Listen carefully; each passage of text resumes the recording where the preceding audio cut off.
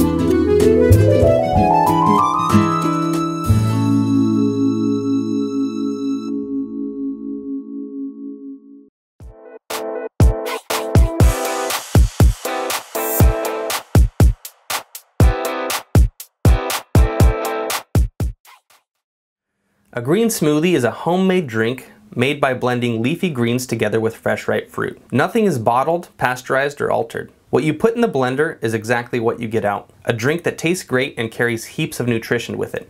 Moreover, the sweetness contained within the fruits counteracts the intensity of the greens and allows you to intake more vitamins, minerals, and antioxidants than you typically would on any given day. In my research, I found that 1 cup of such a smoothie contains between 5 and 7 servings of fresh fruits and greens. If you were to consume 1 quart of such a green liquid regularly, you could potentially drink 32 servings of health every single day. This would supercharge you in ways that you can't even imagine. My mom, Victoria Boutenko, pioneered the concept of green smoothie back in 2005 when she wrote a book called Green for Life. Over the last decade, she's researched smoothies meticulously and published dozens of books on the topic. My involvement in her research opened my eyes to the miraculous benefits that can come from such a simple dietary change. I've seen people tackle everything from diabetes to insomnia simply by incorporating green smoothies into their diet. After years of study and countless experiments on myself, I've concluded that there is no substitute for a diet rich in greens. It's true, we're all unique, we come from different backgrounds, we have distinctive constitutions and blood types and require different practices to achieve the same results. Yet over the years, I've never met a single person who didn't benefit from eating fresh greens. Over the past 10 years, my family and I have conducted over 40 week-long green smoothie retreats worldwide.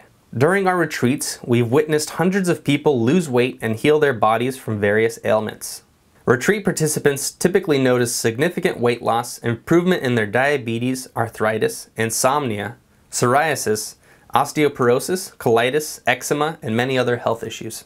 The secret behind leafy greens lies in their molecular makeup. Green vegetables, especially those that are dark green, are rich in chlorophyll. When you eat spinach, kale, cilantro, parsley, as well as other greens, you're ingesting a chemical substance that is incredibly similar to hemoglobin. Hemoglobin is the oxygen-carrying pigment of red blood cells that gives them their color and helps distribute oxygen throughout the body. When you ingest chlorophyll, you help your body rebuild and replenish red blood cells. This in turn boosts your energy levels and builds a hardy immune system. Additional benefits of chlorophyll include cleansing the body of toxins, fighting infections, breaking down calcium deposits, healing wounds, reducing inflammation, improving circulation, digestion, vision, and eliminating bad breath. Additionally, greens contain lots of fiber, which assists the body in straining away anything that's not conducive to good health. So this is very important. This is exactly why we preach smoothies versus juices. And by the way, I'm not against juice. However, when you juice something, you throw away a very valuable part of the vegetable. You throw away the fiber. And fiber acts like a sponge in our systems. Fiber absorbs toxins and dead cells, chemicals, anything that we don't need in our body, and helps you eliminate it via a bowel movement. When you make juice, the fiber gets spit out one end and you compost it, and thus you're not benefiting from a very valuable part of the fruit or vegetable. According to the US Department of Agriculture, a healthy adult should consume 26 to 32 grams of fiber every day. However, the average American consumes less than half of that. But there's an easy solution: greens. And greens are packed with fiber. For example, 1 cup of collard greens contains 6 grams of fiber. Unfortunately, you can't reap the benefits of greens if you don't eat them. When compared to complex processed foods with artificial flavors, greens can taste bitter and unpleasant. They require time and preparation in order to be enjoyable, and their high fiber content makes them tough to chew. This is precisely why blending greens in a smoothie makes sense. When you blend dark greens with fresh fruit, you create a drink that's both nutritious and delicious. And it's also easy to consume. Finally, another benefit of making smoothies is that they take very little time to make. Who among us hasn't procrastinated cooking out of laziness or lack of time? I know I have. Luckily, green smoothies are very simple and easy to make. You just cut up some ingredients, throw them in a blender, hit the on switch. In a few minutes, you have essentially a meal in a jar, and you can get going. Knowing how fast and easy it is to make a smoothie helps me conquer all of these "I don't have enough time" excuses and actually make and drink my smoothies daily.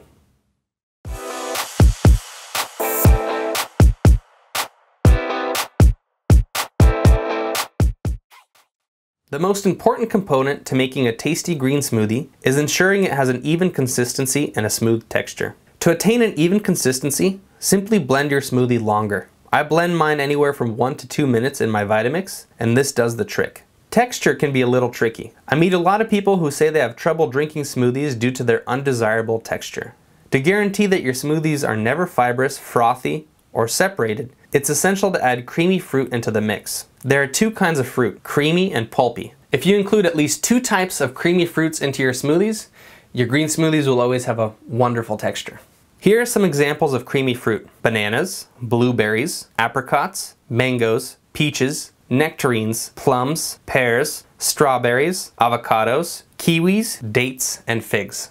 There are other ones as well, but those are the main ones that are readily available to everybody. Sweetness is another key element of a tasty smoothie, especially when you're serving green smoothies to children or people who have never tasted them before. It is extremely important to make sure that your smoothies taste sweet and delicious. If a child tries a green smoothie for the first time and it has a bland or bitter taste, he or she will most likely never want one again. On the other hand, if you give a kid a smoothie that tastes better than ice cream, your child will forever be hooked on this healthy habit.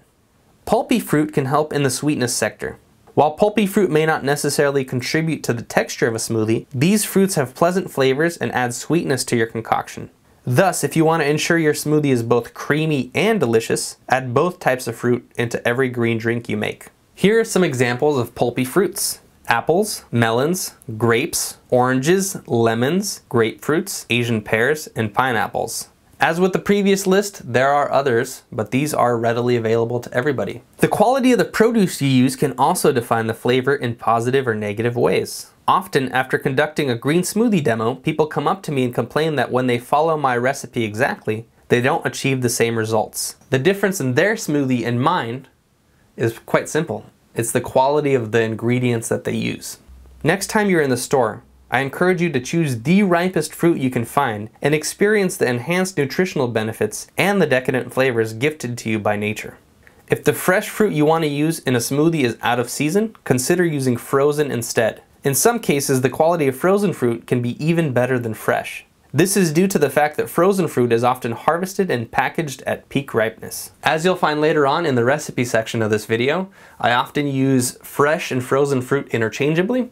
So sometimes a recipe will call for mangoes, and it's okay to use either frozen mangoes or fresh mangoes because it'll produce the same delicious result. Thus far, I've discussed several different things regarding making your smoothies taste good, and I'd like to quickly summarize them.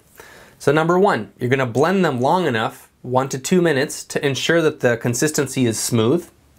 You're also going to use creamy and pulpy fruit to give them more creaminess and sweetness and make sure that their taste profiles really come alive. I also discussed the importance of using fruit at peak ripeness. Now, if you follow those basic guidelines, your smoothies are going to be phenomenal. You will be truly a green smoothie hustler. But if you want to make mind-blowing smoothies, here are 2 more small tips for you to consider.